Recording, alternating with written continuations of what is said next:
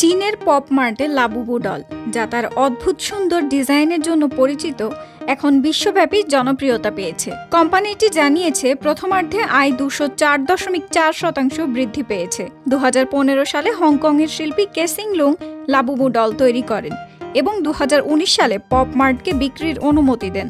Pop mart মূলত blind বক্সে সংগ্রহযোগ্য খেলনা মূর্তি বিক্রি করে। লাবুবুর জনপ্রিয়তা 2019 সালে বৃদ্ধি পায়, আর 2024 সালে ব্ল্যাকপিঙ্কের লিসা থাইল্যান্ডে প্রচারের মাধ্যমে বিপুল ক্রয় উন্মাদনা সৃষ্টি করে।